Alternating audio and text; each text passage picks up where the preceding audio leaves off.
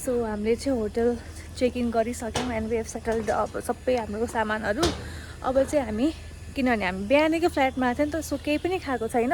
अब चाहिँ हामी केही खाँदैछौँ एन्ड ब्रेकफास्टको लागि चाहिँ we are thinking to go बेलिपिया। यो हाम्रो होटलबाट एकदम नजिक पनि छ and it's also one of the famous croissant place in the Pokhara and also in Nepal. So let's try it out. Is there anything that you like to try? अहिलेलाई त पहिला ब्रेकफास्ट गरौँ, त्यसपछि बल्ल अनि स्टार्ट द डे के खानु लाग्छ होइन। रेन्ट पनि के त स्कुटी रेन्टमा लिनु पऱ्यो। त्यसपछि कहाँ कहाँ जान्छौँ त अब इन्ट्रेस्टिङ लागेको ठाउँहरू? विल गुगल पनि। I might paraglide today. Okay I might. अब म बुझ्छु यहाँ अब बेलिपिया ओपन भइसकेको छ कि छैन थाहा छैन, but we are entering here and let's see what we have.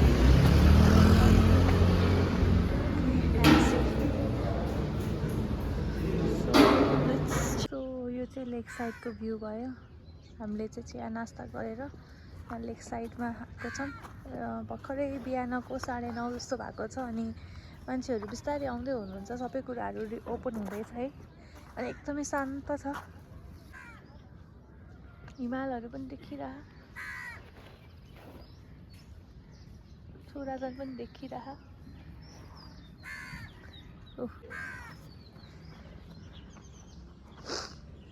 अब चाहिँ हामी होटलतिर जान्छौँ आजको लागि रेन्टहरू। त्यहाँबाट अनि होटल पस्छौँ, त्यसपछि टेक अ सावर अनि के गर्ने हो, त्यसपछि कति बजी 10 बजीलाई खाना खाने व्यवस्था पनि अब कतिखेर गर्ने हो गरौँ, कहाँ गएर खाने, खाना खाइसकेपछि ढुक्क। सो अब हामी चाहिँ प्याराग्लाइडिङको लागि जाँदैछौँ एन्ड प्याराग्लाइडिङको लागि चाहिँ हामीले होटललाई नै भन्यौँ अनि होटलले नै म्यानेज गरिदिनु भयो। सो गाडी चाहिँ होटलमै लिन आएको छ। Now we are heading to the point where we are gonna start paragliding. And I'm excited. He's not doing it because he's afraid of heights, and I'm doing it because I'm not that afraid of heights.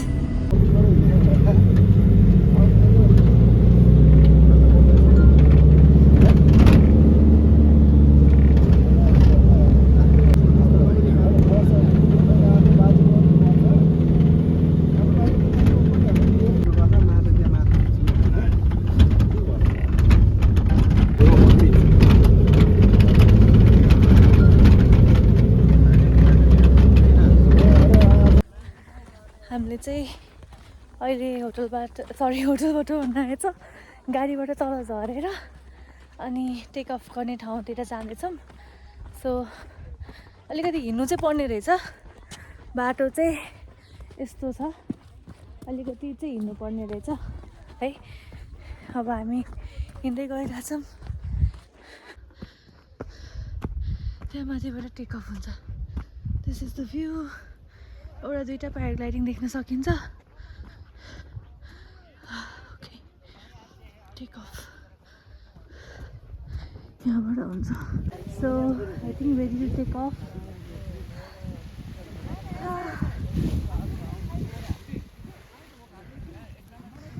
This is the view. My god that's Phewa.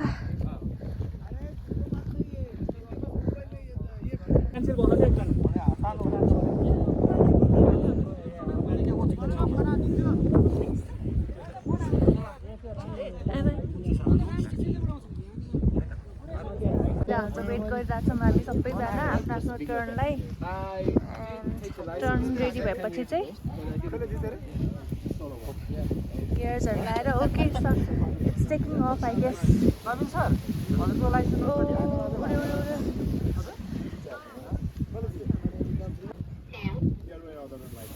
I'm preparing mentally.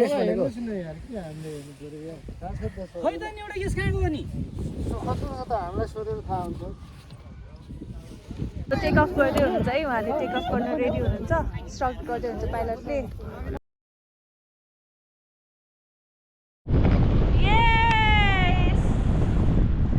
मजा आइरहेको छ, पुरा हिमालहरू हेर्न पाइरहेको छ। मैले चाहिँ हेर्न पाइरहेको छु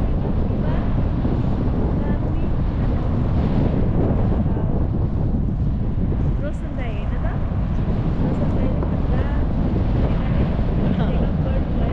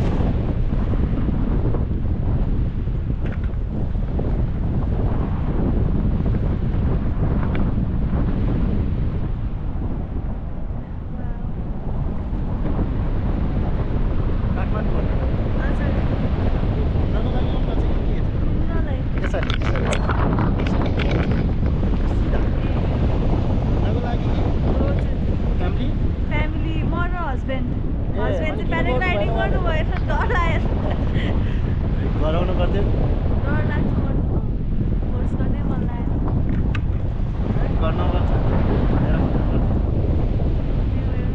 गर्नु रमाइलो हुन्थ्यो यति मलाई त खासै डर लाग्दैन हाइट कि मलाई चाहिँ डर लाग्छ कि तपाईँलाई डर लाग्छ मलाई चाहिँ डर लाग्दैन मलाई चाहिँ डर लाग्छ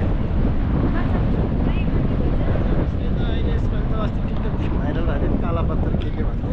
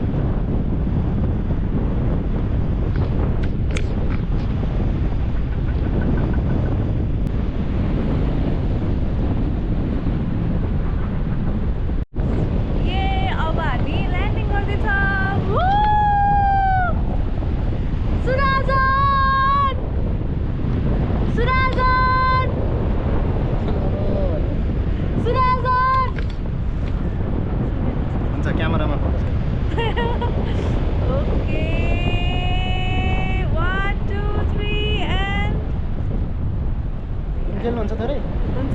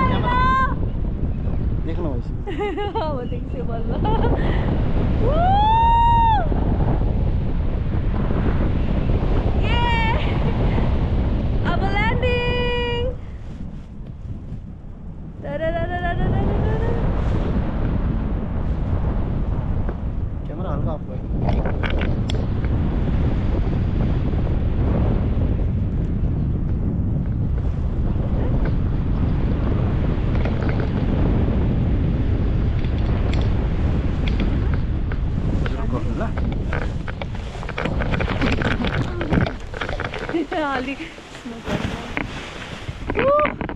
दामी रमाइलो भयो थ्याङ्क यू रोशन दाइ